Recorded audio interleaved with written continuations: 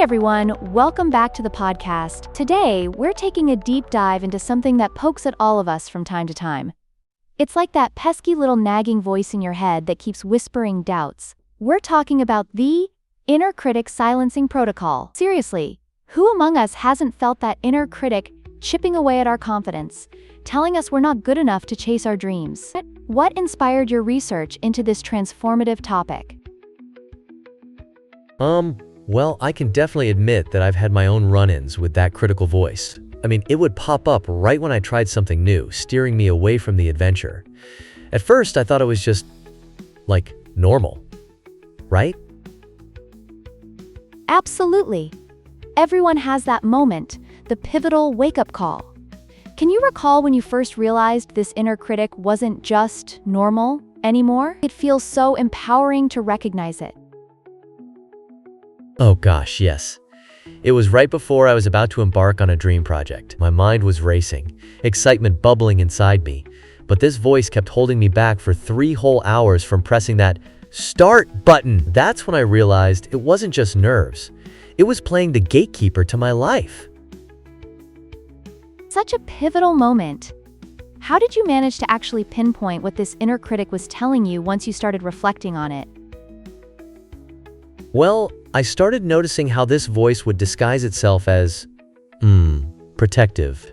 It would constantly remind me to avoid failure, but really, it was acting more like a clever trap, preventing me from living my life fully.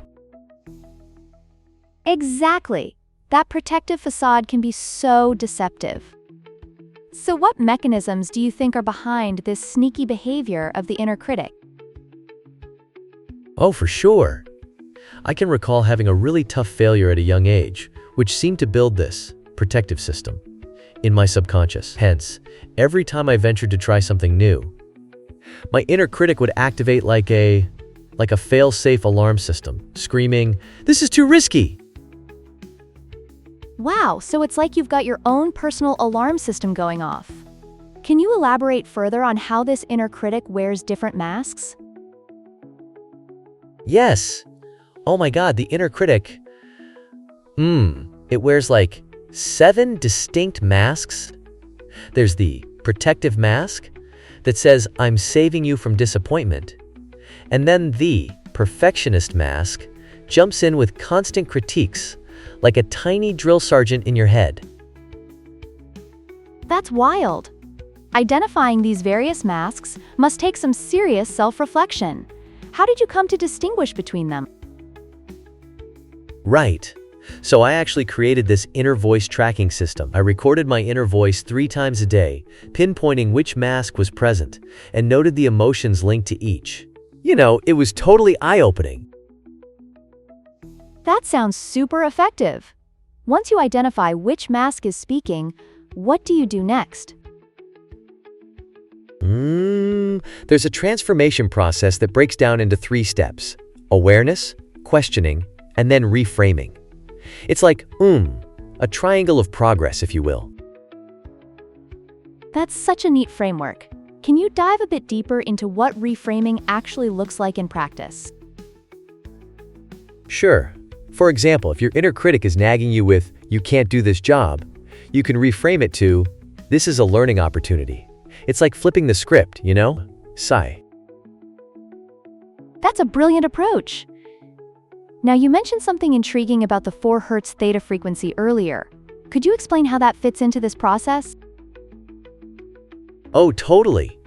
Theta waves at 4 Hz help to bridge the gap between consciousness and subconsciousness, making it easier to, transform.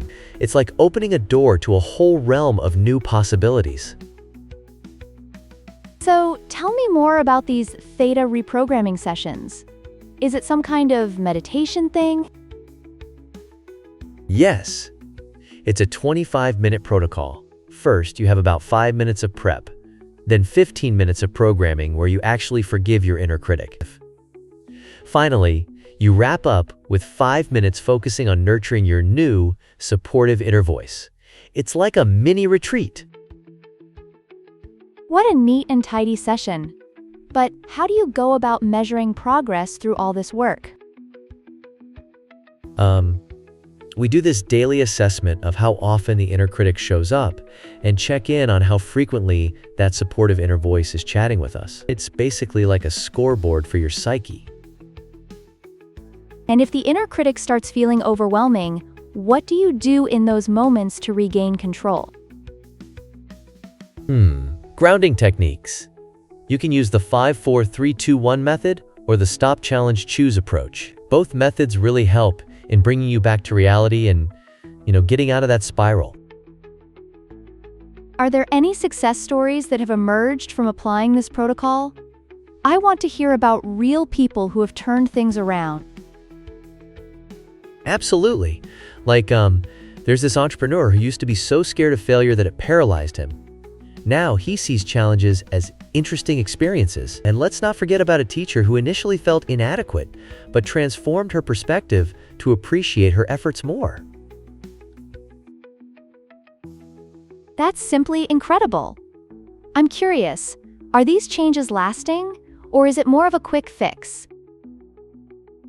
Yes, thanks to neuroplasticity, permanent change is definitely within reach with the right focus practice. Think of it like reprogramming your brain's software.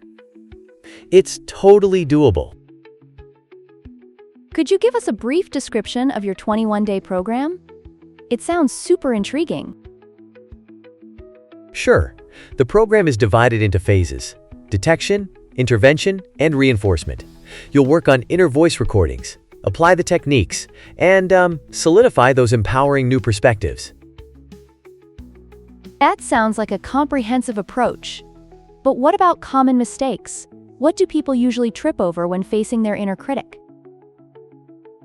Oh, the biggest blunder is trying to, literally silence the inner critic instead of transforming it, and pushing for positive thinking without truly believing it doesn't work either.